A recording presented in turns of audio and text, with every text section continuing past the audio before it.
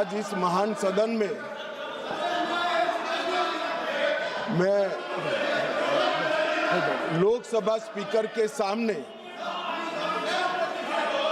जो अविश्वास प्रस्ताव आया है, इस पर मेरे विचार व्यक्त करने के लिए खड़ा हुआ हूं। मान्यवर, एक प्रकार से ये जो घटना है वो कोई सामान्य घटना नहीं है। करीब करीब 4 दशक के बाद एक बार फिर से लोकसभा अध्यक्ष के सामने अविश्वास प्रस्ताव आया है और एक प्रकार से मैं ये भी कहना चाहता हूं कि संसदीय राजनीति और ये सदन दोनों के लिए ये अफसोसजनक घटना है, क्योंकि स्पीकर जो होते हैं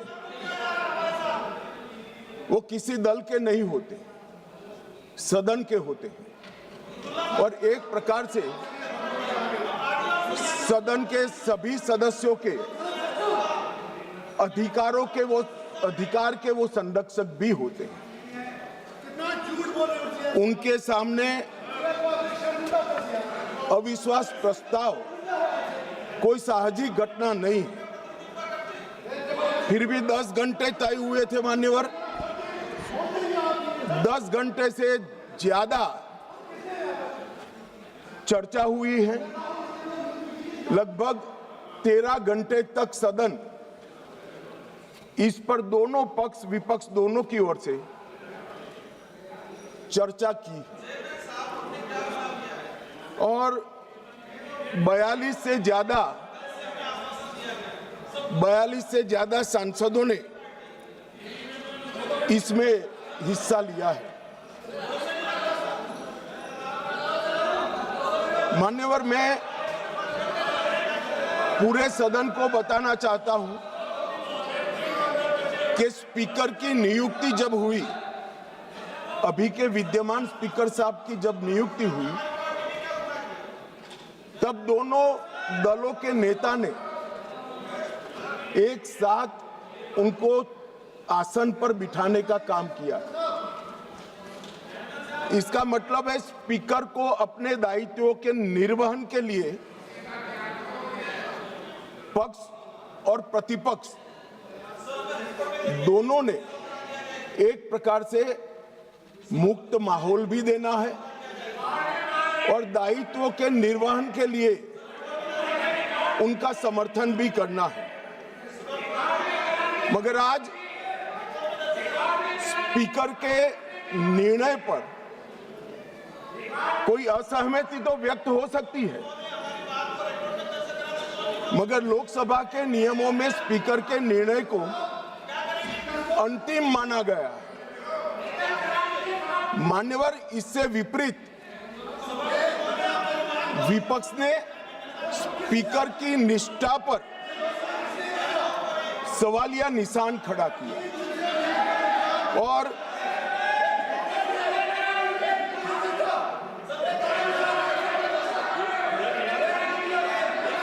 अगर आप रिकॉर्ड में आना चाहते हैं, रोड साहब, आप लोग रिकॉर्ड में आना चाहते हैं तो मैं अलाउ कर रहा हूं कि लिखित अपना भाषण कर दें तो रिकॉर्ड में आ जाएगा। लिखित, आप लिखित भाषण दे दें, रिकॉर्ड में आ जाएगा। अभी जब तक गृह मंत्री जी बोल रहे हैं आप लिखित दे देंगे। गृह मंत्री जी, अब हो गई। आपको ले करने के लिए परमिशन दे दिया इंजीनियर साहब, ले कर दीजिए। ठीक है, बैठिए। राजकुमार, हो गया भैया, सुन लिया, देख लिया सबने। मान्यवर, ये लोकसभा भारत के लोकतंत्र की सबसे बड़ी पंचायत है और न केवल भारत, दुनिया भर में हमारी लोकतंत्र की एक साख बनी है, प्रतिष्ठा बनी है और पूरी दुनिया ये लोकतंत्र की प्रतिष्ठा को स्वीकार करती है। जब इस पंचायत के मुखिया पर, इसके अभिभावक पर, उसकी निष्ठा पर सवालिया निशान लगता है तो केवल देश में नहीं, पूरी दुनिया में हमारी लोकतांत्रिक प्रक्रिया पर सवाल खड़े होते हैं। इसलिए आमतौर पर कभी स्पीकर के सामने अविश्वास प्रस्ताव नहीं आता है। चैम्बर में जाकर उनसे बात हो सकती है। स्पीकर दोनों दल को एक सदस्यों की संयुक्त बैठक भी बुलाते हैं, उसमें मध्यस्थता भी करते हैं और सारे इश्यू रिजॉल्व होते हैं। मगर यहां अजीब दृश्य खड़ा हुआ है। चैम्बर में जाते हैं तो स्पीकर साहब की सुरक्षा को चिंता और न हो, इस प्रकार का माहौल खड़ा कर दिया जाता है। इससे शर्मनाक कोई चीज नहीं हो सकती। अब किस प्रकार की व्यवस्था चाहते हैं? स्पीकर का पद पार्टी से ऊपर उठाकर संविधान ने स्पीकर के पद को एक प्रकार से मध्यस्थी की भूमिका में रखा है। आपने मध्यस्थता करने वालों पर ही शंका के सवाल उठा दिए। मैं आज बाद में आता हूं कि क्यों उठाए, परंतु मान्यवर 75 साल से हमारे ये दोनों सदनों ने हमारे लोकतंत्र की नींव को पाताल से गहरा पहुंचाया है और वो नींव जो पाताल से गहरी पहुंची है, इसकी साख पर विपक्ष ने आज एक प्रकार से सवालिया निशान। मान्यवर, मैं आज विपक्ष ने जो सवाल उठाए हैं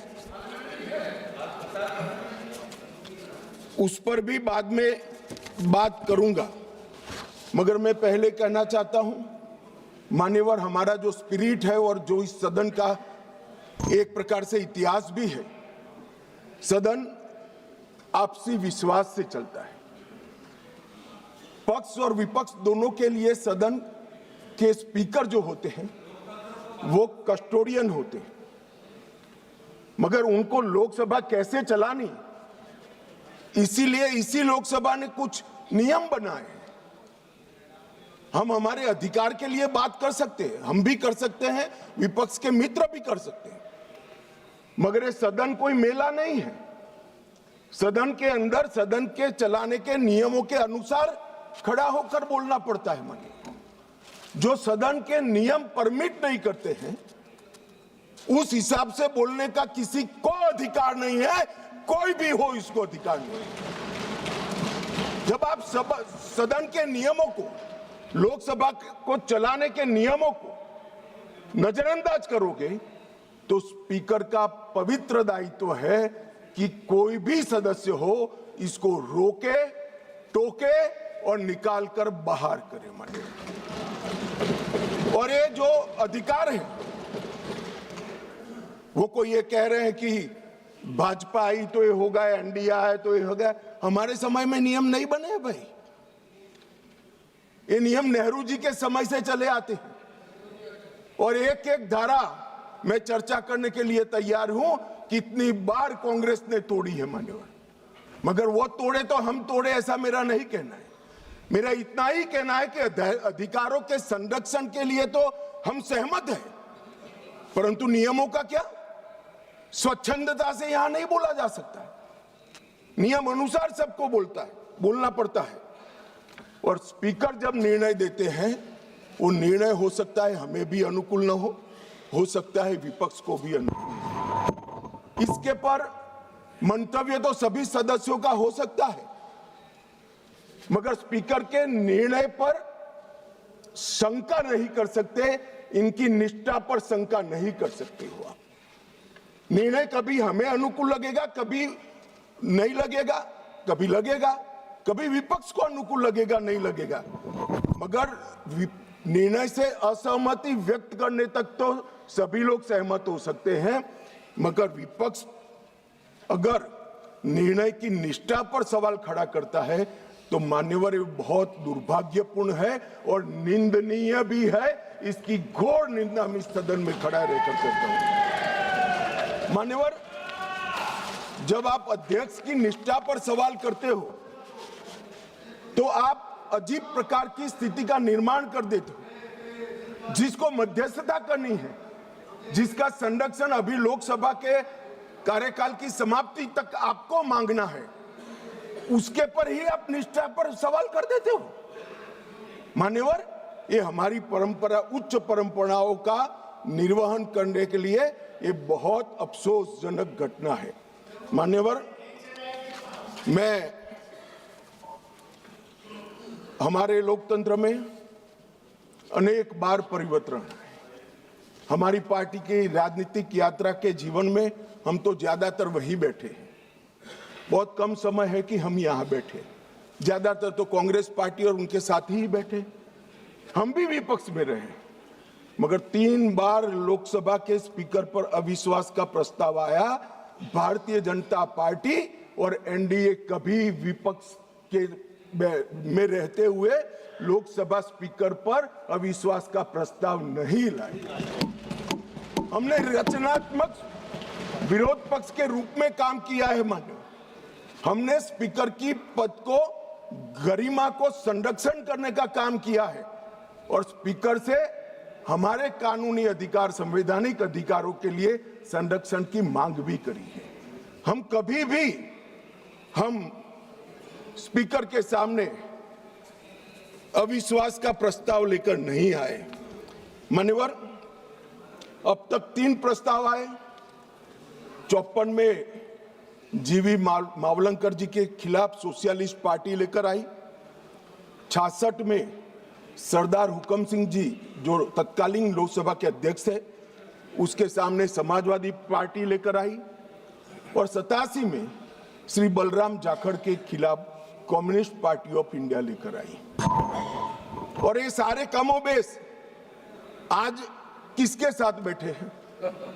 यूपीए के अंदर है। मान्यवर, एक घमंडिया गठबंधन के सदस्य हैं और आज कांग्रेस पार्टी लेकर आई है, सबने समर्थन किया है। की निष्ठा पर आशंका नहीं करना चाहिए, ऐसा मेरी पार्टी का बहुत मजबूत और स्ट्रॉन्ग मत है, हमारी मान्यता है। और ये तीनों जो प्रस्ताव थे, ये ध्वनि मत से एक प्रकार से खारिज कर दिए। मान्यवर, आज जब मैं यहाँ खड़ा हुआ हूं तब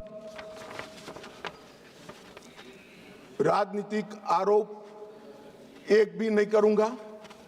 करे हुए राजनीतिक आरोपों का जवाब जरूर दूंगा, कस कर दूंगा, परंतु मैं राजनीतिक आरोप एक भी नहीं करूंगा। मान्यवर, हम सब स्पीकर के महत्व को जानते हैं। लोकसभा के अध्यक्ष विधायी न्यायशास्त्र के सर्वोच्च न्यायाधीश होते हैं। उनके कार्यवाही के बारे में करे हुए फैसलों में सर्वोच्च अदालत भी दखल नहीं कर सकती। मान्यवर, ये प्रोटेक्शन उनको संविधान ने दिया हुआ है और वो इसलिए दिया है कि स्पीकर निर्भीक रूप से अपना काम कर सके और अध्यक्ष का प्रथम कर्तव्य होता है कि व्यवस्था और शिष्टाचार को बनाए रखना। दूसरा कर्तव्य है सभी को मौका देना और न्यायपूर्ण व्यवहार करना। परंतु प्रथम कर्तव्य क्या बताया गया? प्रथम कर्तव्य बताया गया कि यहां पर व्यवस्था और शिष्टाचार बता देना, बनाए रखना। अब शिष्टाचार क्या होता है? शिष्टाचार ये है मान्यवर कि ये लोकसभा, ये सदन चलाने के नियमों के अनुसार चले। अब कोई भी व्यक्ति खड़ा हो जाता है और अपनी मुंसफी से कुछ भी बोलेगा, स्पीकर को बिठा देना पड़ेगा। यहां विषय तय होते हैं। मान्यवर, आज मैं यहां पर स्पीकर साहब के खिलाफ अविश्वास के प्रस्ताव पर बोल रहा हूं, तो मैं माओवाद इस देश में समाप्त हो रहा है इस पर लेक्चर नहीं दे सकता। मैं दूंगा तो आपको बिठा देना पड़ेगा, फिर आप कहोगे देखो आप मुझे बोलने नहीं देते हो। अरे भाई, यहां नियमों से बोलना पड़ता है। और कितने वरिष्ठ सदस्य, मुझे तो अभी भी नहीं मालूम पड़ता, शशि थरूर जैसे बैठे, बालू साहब बैठे, क्यों नहीं सिखाते इनको सब? इतना सिखा दे तो ये समस्या का वही समाधान हो जाए। मन और हमारे लोकसभा के नियमों में भी स्पीकर साहब को कई अधिकार दिए। कोई भी सदस्य भाषण करता है तो स्पीकर साहब को एड्रेस कर करता है। स्पीकर के माध्यम से लोकसभा अध्यक्ष के माध्यम से विपक्ष सत्ताधारी पक्ष को कुछ कह सकता है और स्पीकर साहब के माध्यम से सत्ताधारी पक्ष विपक्ष पर कुछ आरोप लगा सकता है। लोकसभा के नियम 351 में 374 अव्यवस्था अनुशासनहीनता की स्थिति में स्पीकर को चेतावनी करने का अधिकार है, नामित करने का अधिकार है, निष्कासन करने का अधिकार है और निलंबित करने का भी अधिकार है। मुझे बताइए साहब, सभी सदस्य इस बात पर सहमति व्यक्त करेंगे कि वेल में आकर कागज फाड़कर स्पीकर की चेयर पर फेंकना आप असहाय बना देना चाहते हो स्पीकर साहब को? किस प्रकार से सदन चलाएंगे? सदन किस प्रकार से चलाएंगे? टेबल पर नाचते हैं। मैं समझ रहा हूं साहब, किसी के एडवाइजर एक्टिविस्ट हो सकते हैं, किसी के एडवाइजर आंदोलनकारी हो सकते हैं, मगर आंदोलन और एक्टिविस्ट को सदन में सदन के नियमों के अनुसार ही चलना पड़ेगा, क्योंकि यहां पर नियम बनाए गए। नियम 375 के तहत गंभीर अव्यवस्था की स्थिति में सदन को स्थगित करना होता है। मान्यवर, आप किसी को बोलने ही नहीं दोगे। कितने भी बड़े महत्वपूर्ण मुद्दे हो, खड़े होकर आप विरोध करते रहोगे और प्रधानमंत्री जी की चेयर तक सारे महिला सांसद एकत्रित होकर आ जाएंगे। ये मैं नहीं मानता किसी भी प्रकार से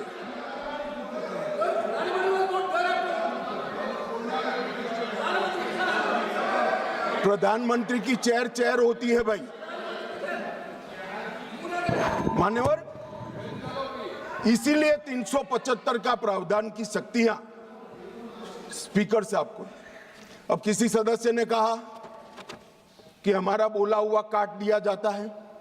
मान्यवर, 380 के अधीन स्पीकर साहब को अधिकार है असंसदीय शब्दों या टिप्पणियों को कार्यवाही से हटाने का अधिकार दिया है।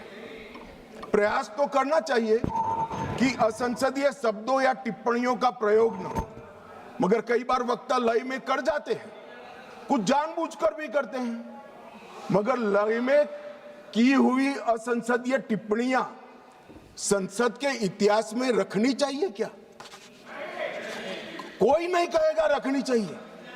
असंसदीय टिप्पणियां संसद के इतिहास में रखने से आने वाले दिन के सांसद भी यही संस्कार लेकर जाएंगे। जब व्यवधान आता है और हटा दिया जाता है तो वो अपने आप, मैंने भी पढ़ा है विधानसभा में जब पहली बार विधायक बना कि क्या हटा दिया, तो मालूम पड़ता है कि ये शब्द हटा दिया जो असंसदीय है, मुझे नहीं बोलना है।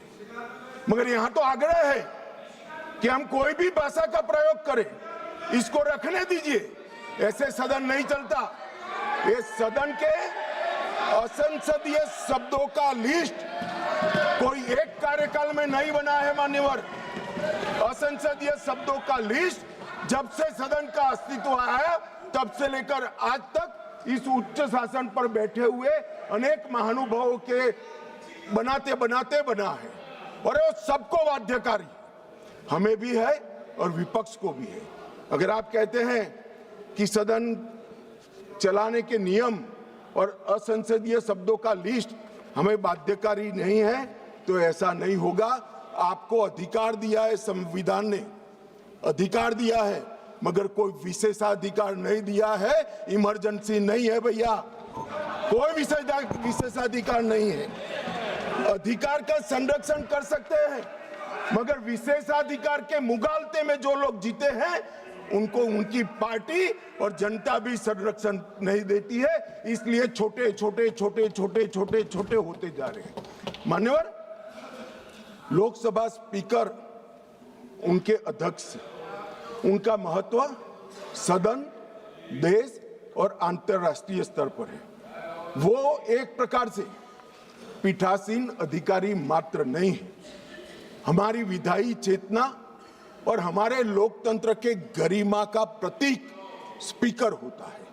जब आप उसके खिलाफ निष्ठा पर सवाल उठाते हो तो आप विधायी चेतना और लोकतंत्र की गरिमा पर सवाल उठा रहे हो। और मान्यवर, ये अंतर उनको आप लाइए ना, प्रधानमंत्री जी के खिलाफ अविश्वास का प्रस्ताव लाइए, कोई विरोध नहीं कर रहा। हम मुद्दों पर चर्चा, यहां पर भी मैं मुद्दों पर जवाब दूंगा, परंतु हम मुद्दों पर जवाब देंगे। हम नहीं कहेंगे कि आज का दिन अफसोसजनक है। प्रधानमंत्री जी को हटाने का प्रस्ताव सदन में आ ही सकता है, मगर लोकसभा के कस्टोडियन पर हटाने का प्रस्ताव मैंने तो कम से कम मैं इसको साहजिक घटना नहीं देता। मान्यवर, संविधान ने किसी भी एक्सट्रीम परिस्थिति की कल्पना कर प्रावधान बनाए हैं। ये कोट कर रहे हैं 94C के अंदर इफेक्टिव मेजॉरिटी से स्पीकर साहब को हटाया जा सकता है, मगर ऐसे तो युद्ध के समय में कई सारे अधिकार सरकार को प्राप्त होते हैं, आज उसका उपयोग नहीं कर सकते। ये असाधारण परिस्थितियों में स्पीकर को हटाने के लिए, लोकसभा हटाने के लिए किया गया प्रावधान है।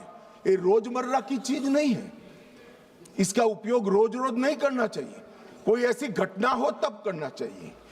मान्यवर, अनुच्छेद 96 के तहत अध्यक्ष को हटाने का प्रस्ताव जब विचाराधीन हो तब संबंधित पीठासीन अधिकारियों अध्यक्ष की सदन की अध्यक्षता नहीं करेंगे।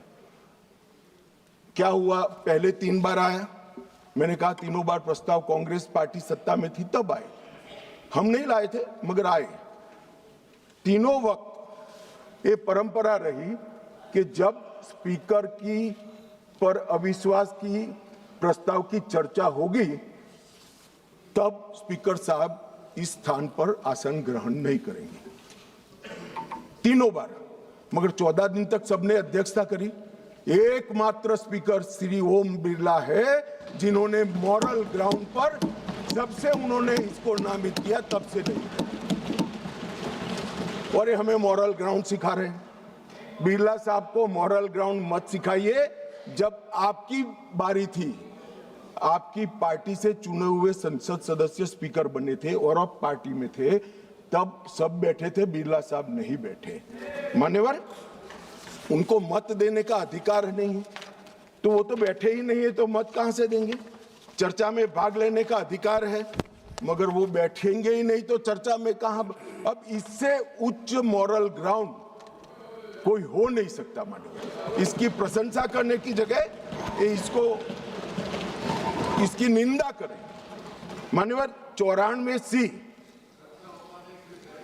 के तहत अध्यक्ष को केवल असाधारण और गंभीर परिस्थितियों में हटाया जा सकता है, और वहां पर रूटीन प्रोसीजर नहीं रखी। 3 प्रकार की मेजॉरिटी होती है, सिंपल मेजॉरिटी, इफेक्टिव मेजॉरिटी और स्पेशल मेजॉरिटी जो 2/3 का है। सभी पद के लिए हमारे संविधान ने अलग अलग प्रावधान किए हैं। प्रधानमंत्री जी को हटाना है तो सादा बहुमत चाहिए, मगर स्पीकर को हटाना है तो इफेक्टिव मेजॉरिटी चाहिए। ये एक प्रकार से ये स्पीकर संविधान में लिखा है, भाई पढ़ लीजिए। मान्यवर, ये एक प्रकार से संरक्षण दिया गया, जैसे न्यायपालिका के। आप बैठ जाइए दादा, बैठ जाइए। मान्यवर, ये पद की गरिमा और निष्पक्षता बनाए रखने के लिए एक कार्यकाल तक की इनको एक प्रकार से सुरक्षा देने का काम हुआ है।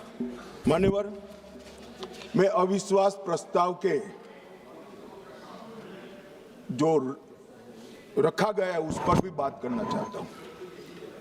अनुच्छेद 94C के तहत और लोकसभा के चलने के नियम 200 के अनुसार संकल्प का नोटिस माननीय सदस्य श्री वेणुगोपाल जी और 119 सदस्यों ने दिया। अब शायद वो आधे अधूरे मन से ही लाए होंगे प्रस्ताव। पूरे देश को, दुनिया को मालूम है कि यीशु का 2026वां वर्ष चल रहा है। उन्होंने अंदर तिथि में 2025 लिखी है। उन्होंने ऐसा सोचा कि इससे स्पीकर साहब रिजेक्ट कर सकते हैं। उन्होंने संकल्प ही संलग्न नहीं किया। जो संकल्प होता है वो संलग्न करता है, मगर भूल गए, वो कॉपी संलग्न नहीं की। उनको लगा कि स्पीकर साहब इसके कारण रिजेक्ट कर देंगे, और जब ये इनके ध्यान पर ला दिया गया तो उन्होंने नोटिस वापस ले लिया और दूसरा नोटिस आ गया। अब दूसरे नोटिस की बात करता हूं। दूसरे नोटिस में एकमात्र सी गौरव गोगोई के एक्चुअल हस्ताक्षर से बाकी सारे जेरोक्स थे। ये नियमों अनुसार रिजेक्ट होने का मामला है और फोटोकॉपी नहीं चलती है। सदन के सदस्य ने एक्चुअल हस्ताक्षर वाला नोटिस देना होता है। साहब चलो मान लो एक्स्ट्राऑर्डिनरी सर्कमस्टेंसेस है, वो विपक्ष के सदस्य स्पीकर साहब के सामने अविश्वास की प्रस्ताव लाना चाहते हैं, मगर इतनी गंभीरता नहीं है कि नियमों के अनुसार लाए, नियमों के अनुसार लाए। माननीय, ये नियम पढ़ते ही नहीं है। कोई पार्टी के नियम से सदन नहीं चलेगा, इस लोकसभा के नियमों से ही ये सदन चलेगा। मान्यवर, फिर भी स्पीकर साहब की ऑफिस ने उनको मौका दिया कि भाई इतने इतने गलतियां हैं, आप सुधार लो। फिर अब उनको शर्म आई कि अब तो सुधारना ही पड़ेगा, ये तो रिजेक्ट करेंगे ही नहीं, तो फिर सुधार कर उसको दायर कर दिया। अब मान्यवर, हाई मॉरल ग्राउंड की बात करते हैं और सदन में गंभीरता की बात करते हैं। ये दोनों चीजें इससे ही प्रकाशित होती हैं। हाई मॉरल ग्राउंड ये है कि दो बार नियम अनुसार अविश्वास का प्रस्ताव न होने के बावजूद श्रीमान बिरला जी ने, हमारे अध्यक्ष जी ने उनको मौका देकर नोटिस सुधारने के लिए मौका दिया। और गंभीरता की बात है, 4 दशक के बाद जिस नियम का उपयोग करके प्रस्ताव आया, वो प्रस्ताव नियम अनुसार ही नहीं है। ये नियम को मानते ही नहीं है मान्यवर, और फिर कहते हैं कि हमें बोलने नहीं देते, हमें बोलने नहीं देते। मान्यवर, क्या कुछ सदस्यों ने कहा कि माइक के कारण आया है, माइक बंद हो रहा है। अभी गिरिराज जी भी खड़े होकर बोल रहे थे पप्पू जी के खिलाफ, तो माइक बंद कर दिया। गिरिराज जी का भी बंद होता है मंत्री होने के बावजूद। ऐसा नहीं है भाई, ये सदन नियमों से चलता है, और जो नियम अनुसार नहीं करेगा, डिसिप्लिन से नहीं करेगा, उसका माइक बंद ही हो जाएगा और उसका माइक बंद हो ही जाना चाहिए।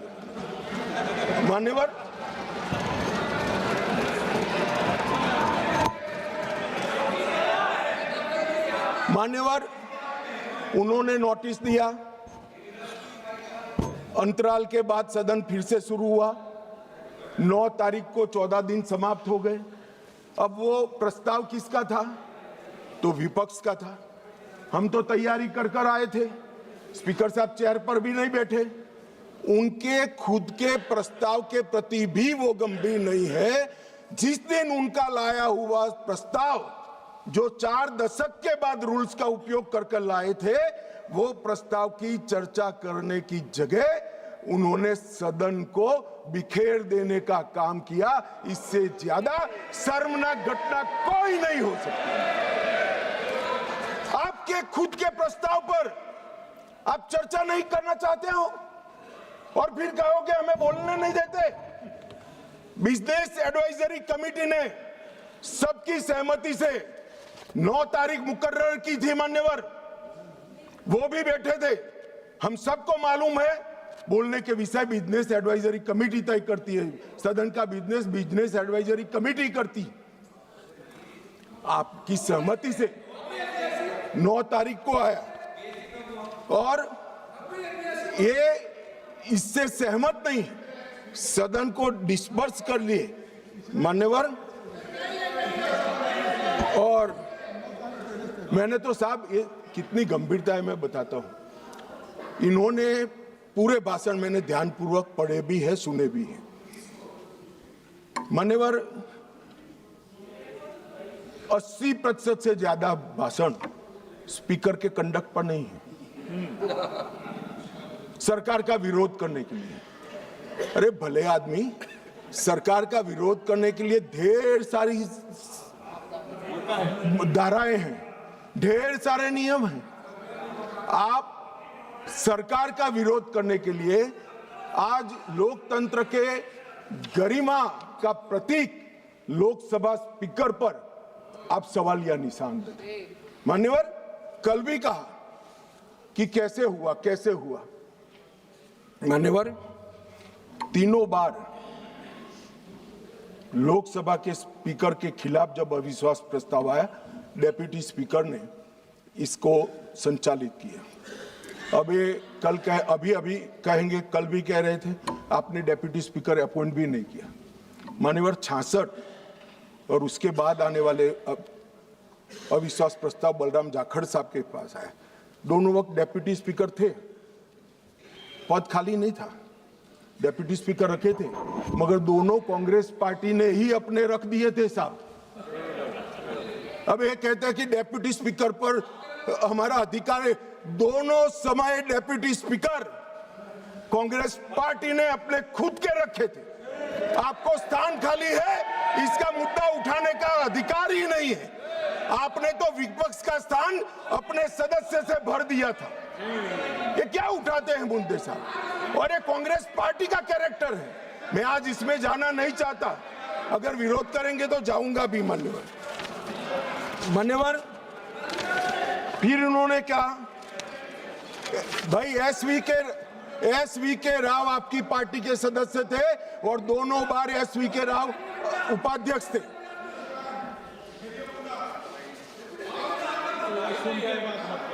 भैया 54, एक मिनट बैठ जाओ।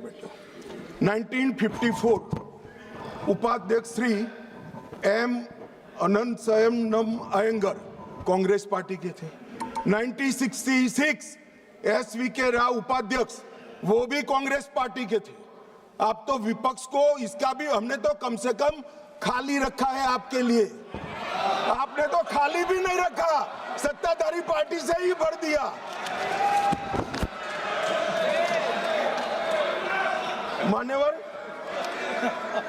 मान्यवर ये हमें परंपराएं सिखाते हैं।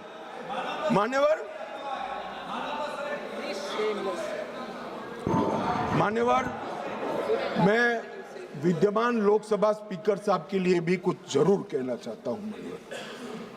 16वीं लोकसभा में 331 बैठकें थी, 17वीं लोकसभा में 274 और 25 तक 103 बैठकें हुई। 25 में बजट सत्र जो था 118% उत्पादकता वाला हुआ। इंदिरा गांधी जी के समय से अब तक एवरेज उत्पादकता 16वीं लोकसभा की 91%, 17वीं की 91% और 18वीं की इतने डिस्टर्बेंस के बावजूद भी 91% रही है। मैक्सिमम स्पीकर साहब के कार्यकाल के अंदर एक हुआ है।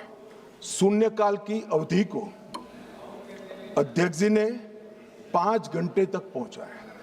साहब, मुझे भी विधायक सांसद रहते हुए 30 साल हुए, मैंने कभी नहीं देखा रात को 12 बजे तक सदस्यों को शून्यकाल उठाने का मौका हमारे स्पीकर, लोकसभा स्पीकर 202 सांसदों को मान्यवर प्रश्न उठाने का मौका मिला और 19 में जुलाई में 161 सांसदों को शून्यकाल उठाने का मौका दिया गया। मान्यवर, अब ये कहते हैं मौका नहीं मिलता है।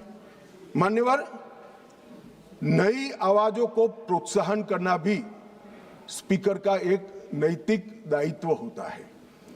19 में रिकॉर्ड 78 महिलाएं संसद में चुनकर आई।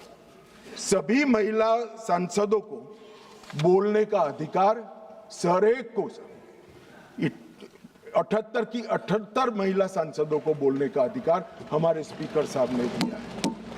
बिरला जी के आग्रह से सदन के अंदर क्षेत्रीय भाषाओं का उपयोग भी बढ़ा और लगभग 14 भाषाओं में भाषण यहां पर करा गया। मान्यवर, ये बहुत बड़ी बात। सदस्य अपनी भाषा में बात कर सकता है और पहली बार अनुवाद की पैनल पूरी हुई है मान्यवर, और ये बहुत बड़ी बात है। डिजिटल संसद 2.0 लगभग 8000 घंटे का ऑडियो विजुअल रिकॉर्डिंग डिजिटल कर दिया गया है। आज युवाओं को संसद की भाषण और चर्चाएं सुननी है तो वो डिजिटली मान्यवर उपलब्ध है। राष्ट्रीय ई विधान एप्लीकेशन पूरी लोकसभा को पेपरलेस करने की दिशा में हम आगे बढ़ चुके हैं। और मान्यवर, राष्ट्रमंडल अध्यक्षों के पीठासीन अधिकारियों का 28वां जो सम्मेलन हुआ, इसमें बिरला साहब के भाषण को उपस्थित सभी संसद के स्पीकर्स ने इसकी बुरी प्रशंसा कर संसद की बढ़ा है। बिरला साहब ने ही बिल पर प्री सेशन ब्रीफिंग करने का अवसर सांसदों को दिया और सबसे बड़ी बात, अंग्रेजों के समय में बनी हुई संसद से हम भारत की आजादी के बाद बनी हुई संसद में भी बिरला साहब को मान्यवर, ये मैं इसलिए बता रहा हूं कि इसमें से कोई चीज उनकी मंशा से नहीं की है, सबको सर्वसहमति से किया है। मान्यवर, पूरे देश भर में भारतीय जनता पार्टी की छवि खंडित करने के लिए एक प्रचार चल रहा है। उन्हें बोलने नहीं दिया जाता, मगर मैं जो लोग ये प्रयास कर रहे हैं उनको कहना चाहता हूं, इससे भारतीय जनता पार्टी की छवि खंडित नहीं होती। क्योंकि कौन बोलेगा, कितना बोलेगा, कब बोलेगा और क्या बोलेगा, वो निर्णय सत्ताधारी पार्टी नहीं कर सकती। मान्यवर, आप करते हो, ये स्पीकर करते हैं। जब आप सुन लो ना, सुन लो, पहले सुन लो। मान्यवर, मैं स्पष्ट करना चाहता हूं कि हमने कभी विपक्ष की आवाज दबाने का काम नहीं किया। और ये लोग जो अभी मेरी आवाज दबाने का प्रयास कर रहे हैं, उनको मैं कहना चाहता हूं, विपक्ष की आवाज दबाने का काम तो 1975 में हुआ था, जब समूचा विपक्ष जेल के अंदर बंद कर दिया गया। ये विपक्ष की आवाज दबाना कहते हैं मान्यवर। और ये नियमों के अनुसार सदन चलाने का दायित्व मान्यवर स्पीकर का होता है, और ये स्पीकर को जो दायित्व दिया है वो लोकसभा के नियमों के तहत दिया है, जो बिरला साहब के समय में नहीं बने। 349 इनकी अविश्वास की प्रस्ताव में जिस स्पीकर के अधिकार के कारण अविश्वास प्रस्ताव लाए, मैं सब स्पष्ट करना चाहता हूं। सदन में सदस्य का समग्र आचरण कैसा हो वो तय करने का अधिकार नियम संख्या 349 में पीठ को दिया है, आसन को दिया है। बोलते वक्त भाषा, प्रासंगिकता और मर्यादा तीनों उसका निर्णय करने का काम माननीय अध्यक्ष जी को दिया है। मैंने पहले भी कहा कि मैं आज यहाँ स्पीकर साहब के अविश्वास के प्रस्ताव पर बोल रहा हूं, तो इस देश में माओवाद समाप्ति के कगार पर आया, इस पर नहीं बोल सकता, इसकी प्रासंगिकता नहीं है मान्यवर। और कितना बोलना है इसके लिए भी कुछ नियम बने हैं, कुछ परंपराएं बनी हैं। और मान्यवर, ये जो कहते हैं, मैं आज कांग्रेस पार्टी को थोड़ा बताना चाहता हूं। मान्यवर, 70वीं लोकसभा कांग्रेस पार्टी को 157 घंटे और 55 मिनट का समय दिया गया, जबकि उनके 52 सदस्य थे। इसकी तुलना में बीजेपी को 349 घंटे और 8 मिनट दिए गए, जबकि हमारी सदस्य संख्या 303 ही। प्रोरेटा देखे तो बीजेपी से कांग्रेस पार्टी को 6 गुना अधिक समय देने का काम स्पीकर साहब ने किया है। मगर साहब सीन कैसा है? दूसरे शब्दों में बीजेपी के पास 6 गुना अधिक सदस्य थे, मगर हमें अन्याय हुआ है। और 18वीं लोकसभा में कांग्रेस पार्टी द्वारा कल तक 71 घंटे बोला गया, उनके पास 99 सदस्य हैं, और भारतीय जनता पार्टी को 71 बनाम 122 घंटे मिले हैं, जबकि हमारे 239 सदस्य हैं। तो एक प्रकार से इसमें भी 18वीं लोकसभा में भी कांग्रेस को भाजपा से 2 गुना समय। और मान्यवर विपक्ष के नेताजी का ग्रीवेंसेस है कि मुझे बोलने नहीं दिया जाता, विपक्ष के नेता की आवाज दबा देते। अब मान्यवर मैं उनको पूछना चाहता हूं, कांग्रेस पार्टी में 157 घंटा 55 मिनट बोला गया, वो कौन बोलेगा, वो तय कौन करेगा? स्पीकर करेंगे क्या? नहीं, वो तय आपको करना है, विपक्ष के नेता ने करना है। मगर बोलने का मौका आता है तब जर्मनी होते हैं, इंग्लैंड होते हैं मान्यवर, और फिर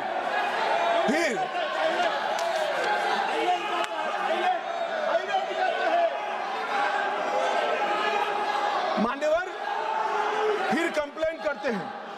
18वीं लोकसभा में मान्यवर 18वीं लोकसभा में 157 घंटे और 55 मिनट कांग्रेस पार्टी के सदस्य बोले। मैं आपके माध्यम से विपक्ष के नेता को पूछना चाहता हूं, आप कितना बोले? क्यों नहीं बोले? कौन से स्पीकर ने रोका था आपको? कोई नहीं रोक सकता। एक गलत प्रचार किया जा रहा है लोकसभा को बदनाम करने को। मान्यवर 18वीं लोकसभा में, इस लोकसभा में जो सदन अभी अस्तित्व में है, 71 घंटा दिया गया आपको। कितना बोले भाई? और क्यों नहीं बोले? वो तो आपका अधिकार है, कौन बोलेगा? अरे वो छोड़िए साहब, विपक्ष के नेता की पार्टी लोकसभा स्पीकर पर अविश्वास का प्रस्ताव लेकर आई है, उस पर भी विपक्ष के नेता कुछ नहीं बोलते हैं। तो भैया क्यों लाए हो प्रस्ताव? मान्यवर ये बोलने नहीं देते हैं, वो ठीक नहीं, वो बोलना नहीं चाहते हैं, और बोलना चाहते हैं तो नियम अनुसार बोलना नहीं आता है। ये कोई सभा नहीं है, यहां पर हर सदस्य ने लोकसभा के नियमों के अनुसार बोलना है। अब उन्होंने कहा, कल माननीय सदस्य वेणुगोपाल जी ने मुद्दा उठाया, 40 बार या 38 बार जो बोले, मुझे फिगर याद नहीं है, विपक्ष के नेता को टोका गया, रोका गया। भाई स्पीकर के द्वारा एक बार टोकने के बाद दूसरी बार आप वही बात करोगे तो स्पीकर के पास क्या विकल्प रहता है? जब यहां से श्री राजनाथ सिंह जी ने कह दिया कि अप्रकाशित पुस्तक है, आप मैगजीन को कोट नहीं कर सकते, और मैगजीन भी वो जिसकी छवि उनके पार्टी के मैगजीन की हो। मान्यवर इसको कोट कर लोकसभा में बोलने का किसी को अधिकार नहीं है, मगर आप उसी विषय पर बोलोगे तो आपको टोकना पड़ेगा। फिर उन्होंने कहा, वो उसके बाद SIR पर चर्चा थी, मैं यहीं बैठकर उनको सुन रहा था। मेरे जवाब में वो खड़े हो गए, स्पीकर साहब ने उनको बोलने के लिए कहा। ऐसा नहीं है, नहीं कहते हैं, मेरे भाषण के बीच में मुझे भी बिठा दिया और विपक्ष के नेता को बुला दिया। तो उन्होंने कहा, आप पहले मैं कहता हूं वो बोलिए। अब साहब मुझे बताओ, किसी भी वक्ता का भाषण कोई अन्य संसद सदस्य कैसे तय कर सकता है? मैं क्या राहुल गांधी जी को कह सकता हूं कि आप ये बात पहले बोलिए, दूसरी बोलिए, तीसरी बोलिए, चौथी बोलिए? नहीं कह सकता। अगर मैं नहीं कह सकता तो वो भी नहीं कह सकते। मान्यवर वो कहते हैं कि ये करिए, फिर भी सदन डिस्टर्ब किया तो अचानक उनको एक आइडिया आया कि एक आइडिया है। फिर अपने आप उन्होंने आइडिया को सर्टिफाइड कर दिया, गुड आइडिया ऐसा करके सर्टिफाइड। आइडिया क्या था कि मेरी प्रेस कॉन्फ्रेंस पर बहस हो जाए। भाई ये साख मार्केट नहीं है, लोकसभा है, यहां बहस के विषय तय होते हैं और आपके परनाना से लेकर आपकी दादी जी से लेकर आपके पिताजी तक बड़े बड़े नेता थे भारत के, किसी की प्रेस कॉन्फ्रेंस पर लोकसभा ने बहस नहीं करी है मान्यवर। और अगर ये अपेक्षा करते हैं कि इनकी महान प्रेस कॉन्फ्रेंस पर जिसकी बुनियाद झूठ थी उस पर सदन बहस करे, तो इस सदन का स्तर न गिरने देकर श्री ओम बिरला जी ने सदन पर उपकार किया है।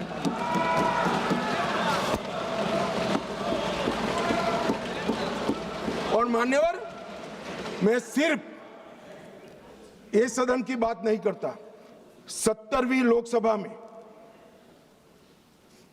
विपक्ष को 40% समय दिया गया, समूचे विपक्ष को, जो प्रोरेटा से 2.5% ज्यादा है।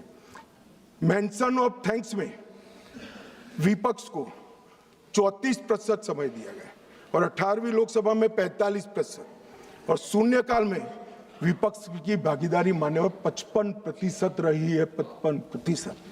और ये कहते हैं कि हमें बोलने नहीं देते। मान्यवर किसको बोलना, किसको बोलना, किसको बोलना वो अधिकार उस दल के नेता का है। जब आप स्वयं बोलना नहीं चाहते हैं कोई आपको कैसे बुला सकता है? आप स्वयं बोल, इतने घंटों में आप जब भी चाहे बोल सकते थे, मगर भाई बोलना तो ये अविश्वास प्रस्ताव आने के बाद भी नियम अनुसार ही बोलना पड़ेगा। और अगर नियम की समझ नहीं है तो 2 सीनियर सांसदों से किसी को भी समझना पड़ेगा। मान्यवर इसके अलावे किसी को नियम तोड़कर बोलने की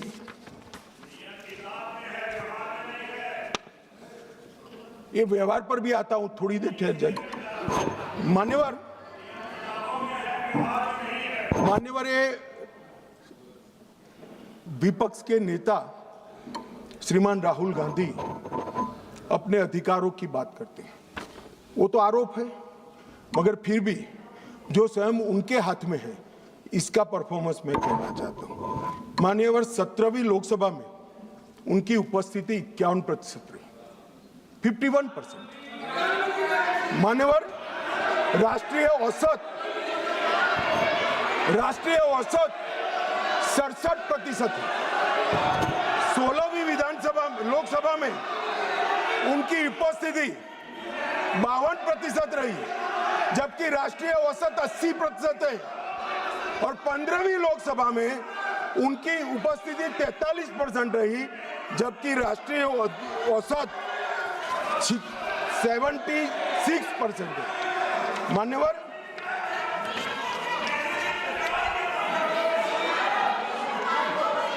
ये तो सब ऑन रिकॉर्ड है ना।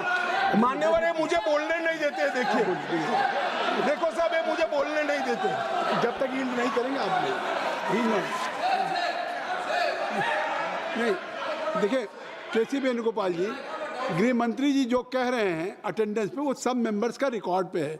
वो अगर उसमें कोई गलत हो, अगर कोई गलत बात कही हो कि नहीं इनका अटेंडेंस ज़्यादा है, एवरेज से ज़्यादा है, तो वो बात आप खड़ा करिए, उस बात पे आप कहिए क्या कहना चाहते हैं।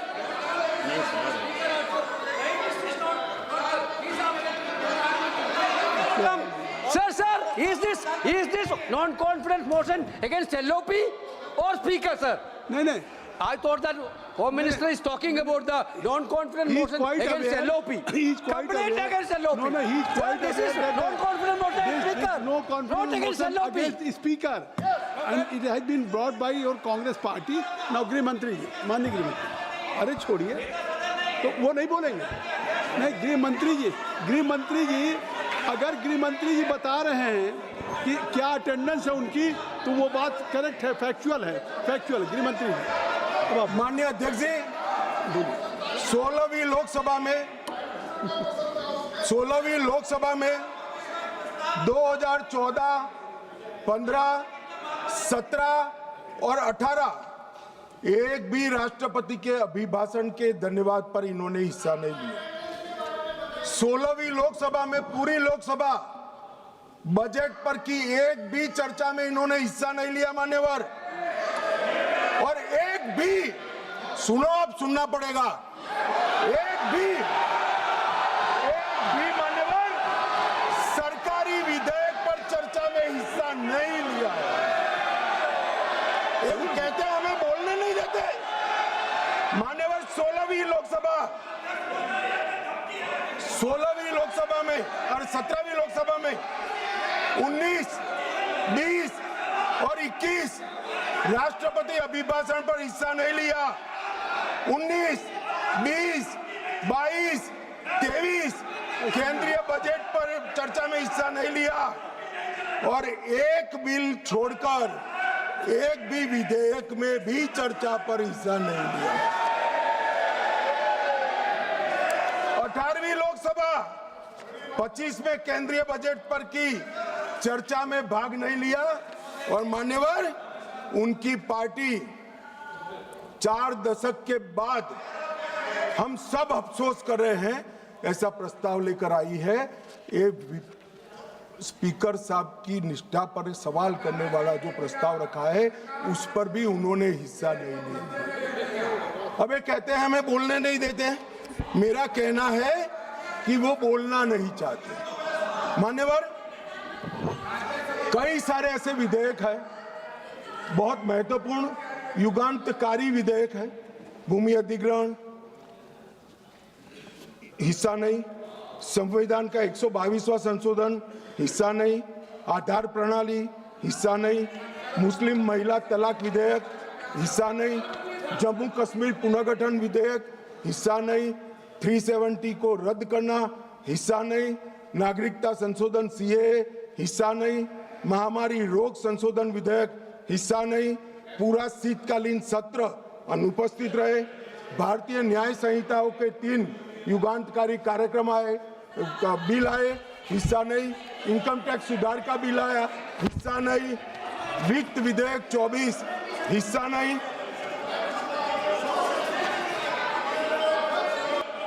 वक्फ संशोधन बिल हिस्सा नहीं, वंदे मातरम 150 साल की चर्चा हिस्सा नहीं, और कैप्टन शुभांशु शुक्ला पर अभिनंदन प्रस्ताव में भी हिस्सा नहीं। मान्यवर ये बोलना नहीं चाहते।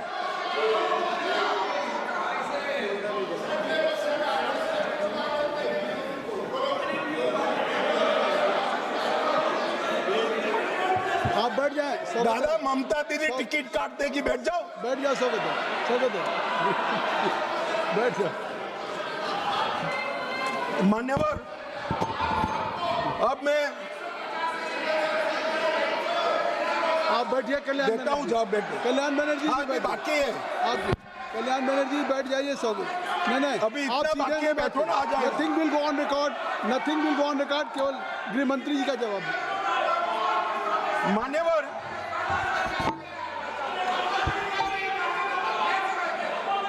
आप गृह मंत्री जी जवाब दें। गृह मंत्री जी आप जवाब दें। मान्यवर राहुल गांधी जी माननीय विपक्ष के नेता, कांग्रेस पार्टी के भी बड़े नेता, हो सकता है कि अपनी पार्टी के प्रचार के लिए उनको देश भर में कहीं पर भी जाना पड़ता है। और उस वक्त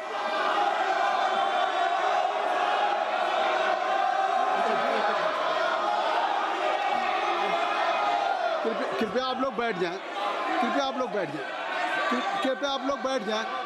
अभी माननीय गृह मंत्री जी का चल रहा है। कल्याण बनर्जी जी आप लोग बैठ जाएं। धर्मेंद्र जी बैठ जाइए। आप बैठ जाएं, कृपया बैठ जाएं। आपके नेता बैठे हुए हैं। आप भी मैडम सैलजा बैठ जाइए। सब लोग बैठ जाइए ना। चन्नी साहब आप बैठ जाइए। आप सब लोग बैठ जाइए। महुआ मोहित्रा जी बैठिए। कल्याण बैठिए। नहीं आप बैठ जाइए। बैठ जाइए, बैठ जाइए। कुछ भी रिकॉर्ड में नहीं जा रहा है, कुछ भी रिकॉर्ड में नहीं जा रहा। माननीय गृह मंत्री जी, गृह मंत्री जी, माननीय गृह मंत्री, आप लोग बैठ जाएं, कृपया बैठ जाएं। आप लोग बैठ जाइए, अमर जी बैठ जाइए, जयप्रकाश जी बैठ जाइए, कृपया आप सब लोग बैठ जाइए। ज्योति बैठो, Jyoti kindly take your seat. I will request to everybody should take his seat. गृह मंत्री जी, कल्याण जी आपकी, कल्याण जी आप बैठ जाइए, कल्याण जी बैठिए। चलिए गृह मंत्री, मान्यवर विपक्ष के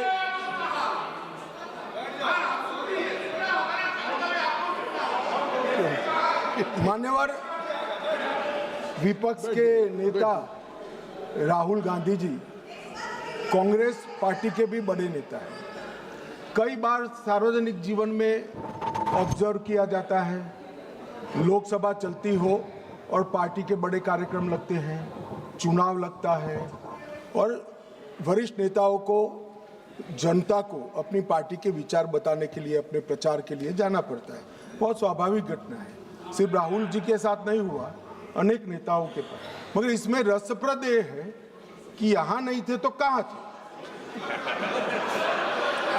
मान्यवर शीतकालीन सत्र 2025 वो जर्मनी की यात्रा पर थे। बजट सत्र 25 वियतनाम की यात्रा पर थे। बजट सत्र 23 इंग्लैंड की यात्रा पर थे। बजट सत्र 18 सिंगापुर और मलेशिया की यात्रा पर थे। मॉनसून सत्र 20 विदेश यात्रा पर थे। बजट सत्र 15 इसमें से 60 दिन विदेश यात्रा में रहे। अब सब एक भयंकर कोइंसिडेंट है। जब भी बजट सत्र आता है या महत्वपूर्ण सत्र आता है, उनकी विदेश यात्रा लग जाती है और फिर कहते हैं हमें बोलने नहीं देते। भाई विदेश से सदन में कैसे बोलोगे बताओ भाई, कोई मुझे समझा दे। मान्यवर, जो आदमी जर्मनी में है, इंग्लैंड में है, सिंगापुर में है, वो यहाँ कैसे बोलेगा? यहाँ वीडियो कॉन्फ्रेंस का कोई प्रावधान नहीं है मान्यवर, वरना तो वीडियो कॉन्फ्रेंस से भी उनको बुलवा देते। और मान्यवर, आज जब विपक्ष स्पीकर साहब के कंडक्ट पर सवाल खड़ा कर रहा है, कंडक्ट सिर्फ स्पीकर का नहीं देखा जाता। ये सदन पक्ष, प्रतिपक्ष और स्पीकर और माननीय राष्ट्रपति महोदया, ये सब मिलकर सदन बनता है।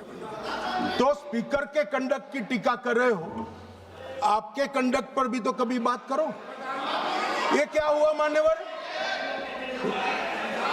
यहां पर ट्रेजरी बैंक पर प्रधानमंत्री बैठे हैं, दौड़ के आकर गले लग जाना, ऐसा कभी नहीं हुआ मान्यवर।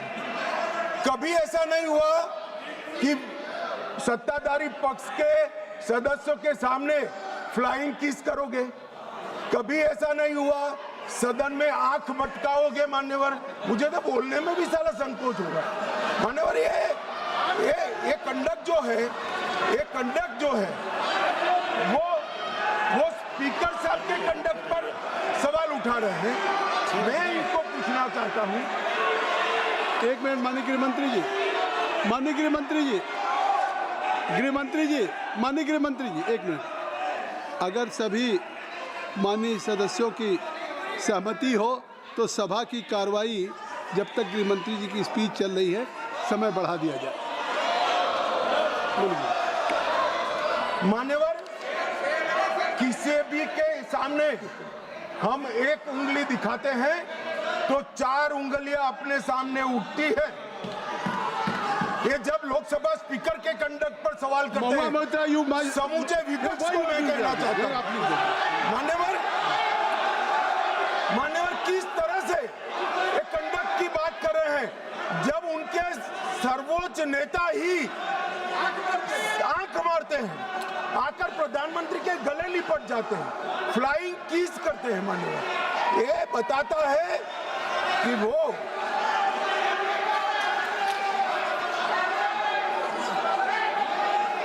Provoking No, you are provoking. No, please. No. Nothing will go on record. I will request.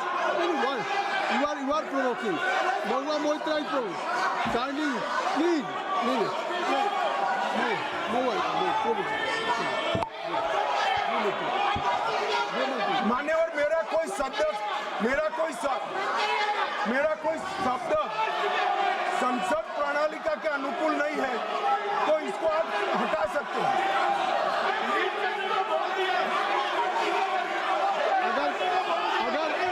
अगर कोई ऐसा शब्द होगा तो उसको मैं कार्रवाई में देख लूंगा। कोई शब्द होगा तो उसको कार्रवाई में देख लूंगा। चलिए, मैं कार्रवाई में देख लूंगा। चलिए, कृपया मैं देख लूंगा। माननीय गृह मंत्री जी, माननीय गृह मंत्री जी,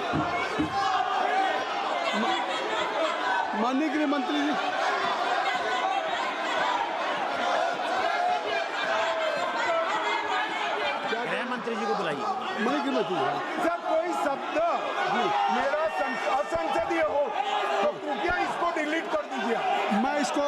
मैं माननीय गृह मंत्री जी के आप सुन लें, माननीय गृह मंत्री जी के जो वक्तव्य हैं उसको मैं कार्रवाई में देख लूंगा। अगर कोई शब्द असंसदीय होगा तो मैं उसको कार्रवाई का हिस्सा नहीं बनने दूंगा। माननीय गृह मंत्री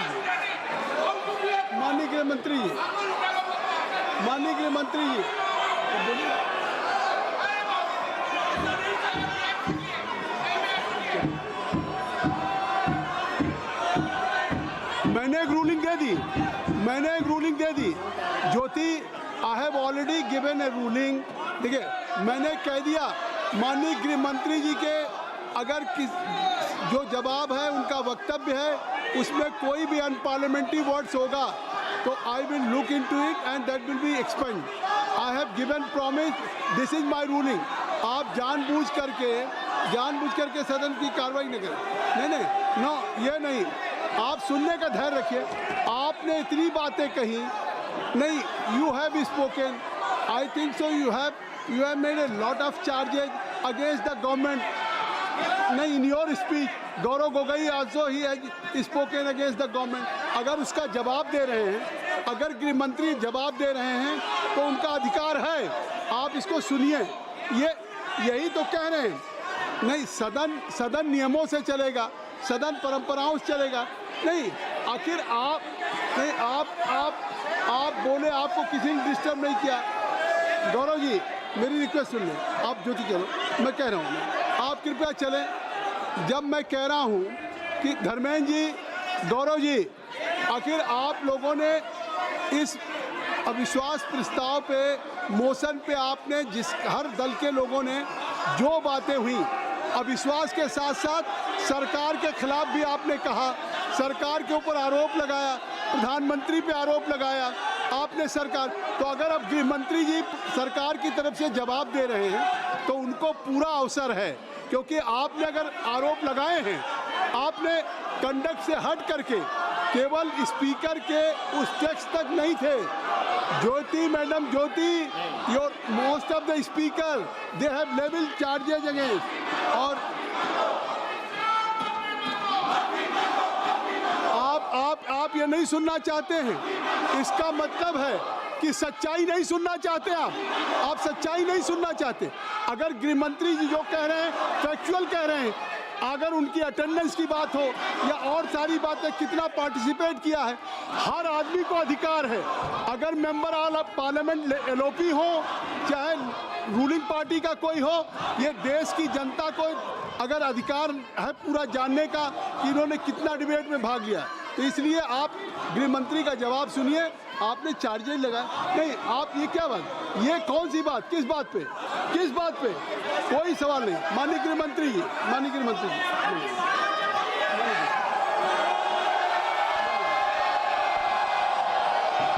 nothing will go on record, nothing will go on.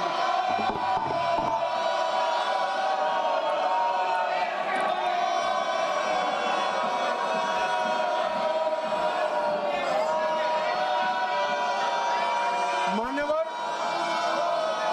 जब विपक्ष के सदस्य भाषण कर रहे थे, उन्होंने किया कि हम चीन की सीमा की चर्चा करना चाहते थे। एक अप्रकाशित पुस्तक के रेफरेंस से चर्चा करना चाहते थे, आपने करने नहीं दिया। मगर मैं पूरी कांग्रेस पार्टी को पूछना चाहता हूं कि अक्साई चीन का 38,000 वर्ग किलोमीटर क्षेत्र किसके समय में चीन हड़प गया? कांग्रेस पार्टी के समय में हड़प गया। और साहब, उस वक्त विपक्ष को प्रधानमंत्री जी ने जवाब क्या दिया? श्री जवाहरलाल नेहरू ने कि वहां घास का एक तिनका भी नहीं उगता है। ये तो उनकी मानसिकता है। 1962 में चीन पूरा नैफा पड़ा लिया। नेहरू जी ने कहा, my heart goes out to the people of Assam. Assam को बाय बाय कह दिया मान्यवर। इनके समय में चीन ने भारत का एक बहुत बड़ा क्षेत्र हड़प लिया, और वो चीन की बात कर रहे हैं। मान्यवर, जब कांग्रेस के रक्षा मंत्री एंटोनी जी यहाँ थे, उन्होंने कहा 6 सितंबर 2013 को देश की संसद में कहा कि सीमा पर सड़कें बनाएंगे तो दुश्मन अंदर आ जाएगा। तो सेनाएं किसके लिए है मान्यवर? और स्वयं लीडर ऑपोजिशन लोकलाओ में हमारे और चीन की सेनाएं आमने सामने थी। वो चीनी दूतावास में मुफ्त मीटिंग कर रहे। पहले तो उन्होंने डिनाई किया, पर चीनी दूतावास जब इसका कंफर्मेशन किया तो उन्होंने कहा जानकारी लेने के लिए गए। अरे जानकारी लेनी थी तो रक्षा मंत्री जी को मिलते, प्रधानमंत्री जी को मिलते, राष्ट्रपति जी को मिलते। चीन के दूतावास से जानकारी आप लेना चाहते हो मान्यवर? वर्ष 2005-6 में राजीव गांधी फाउंडेशन को चीनी दूतावास से 1 करोड़ 35 लाख रुपया का अनुदान मिला। ये राजीव गांधी फाउंडेशन चीनी दूतावास से दान लेता है, और इसी के तहत इनका FCRA का लाइसेंस 2022 में रद्द होगा। अब मुझे बताएं कांग्रेस के लोग कि ये पैसों से क्या रिसर्च किया गया? मान्यवर, कांग्रेस की वरिष्ठ नेत्री और श्री राहुल गांधी की उपस्थिति में 7 अगस्त 2008 को चीनी कम्युनिस्ट पार्टी के साथ कांग्रेस पार्टी ने MOU करा। अब वो घोषित करे MOU क्या था। और मान्यवर, आज चीन UNSC में अगर सदस्य है तो जवाहरलाल नेहरू की सो कॉल्ड उदारता के कारण है। सदस्यता पर अधिकार सबसे बड़े डेमोक्रेटिक देश के नाते भारत का था, उन्होंने चीन को जगह कर दी। और ये selected works of Jawaharlal Nehru volume 29 post number 303 में लिखा हुआ है। मान्यवर, मैं आज यहाँ कहने आया हूँ, इन्होंने कहा कि अमेरिका के डील में भारत के किसानों का नुकसान हुआ है। मैं स्पष्टता करना चाहता हूँ, भारत के किसानों का कोई नुकसान एक भी डील के अंदर नहीं हुआ। ये सर्वदा झूठ फैलाया जाता है। भारत के किसानों का नुकसान तो WTO में 2013 में आपने किया था। अंतरिम पीस क्लॉज को स्वीकार कर लिया,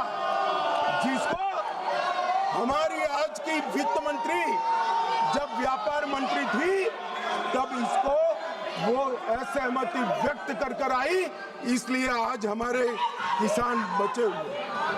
अभी मान्यवर यहाँ पर AI समिट हुआ, 80 देशों के AI के एक्सपर्ट और बड़ी बड़ी कंपनियां आई, 20 से ज्यादा देशों के राष्ट्राध्यक्ष आई और कांग्रेस अपनी परंपरा के तहत कपड़े उतारकर वहां पर प्रदर्शन कर रही है और कहते हैं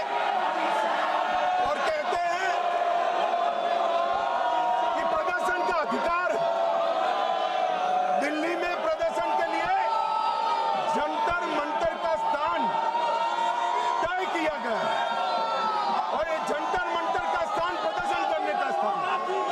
अब जहां 22 राज्यों के अध्यक्ष बैठे हैं, राष्ट्राध्यक्ष बैठे हैं, वहां जाकर भारत की शान बिगाड़ने का काम। मान्यवर, भाजपा का विरोध करते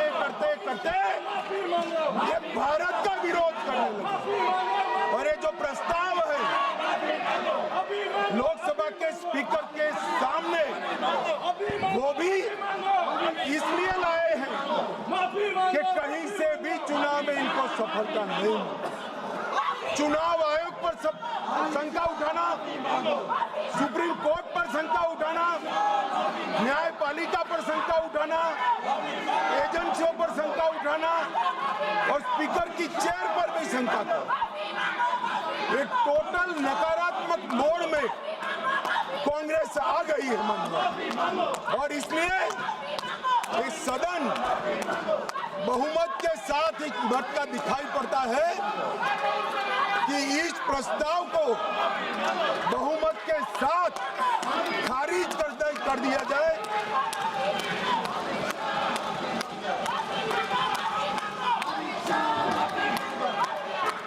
सारा खारिज कर दिया जाए और स्पीकर के पद की गरिमा को पुनः प्रस्तावित कर बिरला जी के नेतृत्व में ही ये सदन 24 तक इस लोकसभा के अंत तक चले, ऐसी मेरी सभी सदस्यों से विनम्र प्रार्थना है। धन्यवाद। श्री मोहम्मद जावेद साहब, मोहम्मद जावेद जी। हाँ सर, मैं हूँ। हाँ बोलिए। I'll speak. Shri Mohammad Javed. Sir, I am here.